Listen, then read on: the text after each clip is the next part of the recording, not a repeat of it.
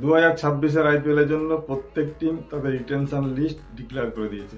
এর পাশাপাশি যেসব প্লেয়ারদের রিলিজ করে দিয়েছে সেই লিস্টও ডিক্লেয়ার করেছে। কেকেআর এবছর 8 জন প্লেয়ারকে রিলিজ করে দিয়েছে। এদের মধ্যে উল্লেখযোগ্য হলো ভেঙ্কটেশ আয়ার। আইপিএল অকশনে কেকেআর প্রায় 23.5 কোটি টাকা দিয়ে কিনেছিল। এমন ভালো পারফর্ম করতে পারেনি ভেঙ্কটেশ আয়ার। মাত্র 142টা রান করতে পেরেছিলেন।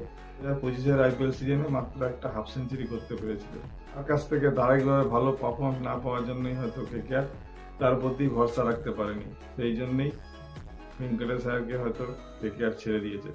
ভেঙ্কটেশ আয়ারের পাশাপাশি আরো যে 7 জন খেলোয়াড় ছেড়ে দিয়েছে তারা হলেন মায়াঙ্ক মার্কান্ডে, আন্দ্রেয় রাসেল, মঈন আলী, লেভিট সিসোদিয়া, অ্যান্ডিও নরকে, রহমতুল্লাহ গুরবাজ আর কুইন্টন ডিকক।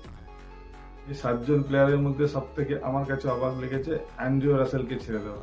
এই অ্যান্ড্রিও রাসেল 2024-25-এর আইপিএল সিজনে কিন্তু ভালো পারফর্ম করতে পারেনি।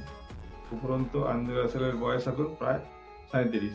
2012 ও 2013 এই দুটো আইপিএলে কিন্তু দিল্লি ক্যাপিটালস হয়ে খেলেছিলেন। তেমন ভালো পারফর্ম না করলেও 2014 সালে কিন্তু কেকেআর অ্যান্ড্রিও রাসেলকে কিনে নেয়। এখনো পর্যন্ত অ্যান্ড্রিও রাসেল 140টির বেশি ম্যাচ খেলে ফেলেছেন আইপিএলে অ্যান্ড্রিও রাসেলের রান হচ্ছে 2863 আর বোলিং করে তিনি 123টা উইকেটও নিয়েছেন। কিন্তু অ্যান্ড্রিও রাসেলকে ছেড়ে দেওয়ার মেন কারণ কি?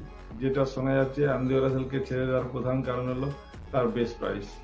12 কোটি টাকা দিয়ে সম্ভবত রাখতে চায় না কেকেআর অ্যান্ড্রিও রাসেলকে। সেই জন্য তাকে অকশনে তুলে দিয়ে আবার কিছু কম টাকায় হয়তো কিনে নিতে পারেন। এখন দেখা যাক অ্যান্ড্রিও রাসেলের জন্য কেকেআর নতুন করে বিড করে কিনা।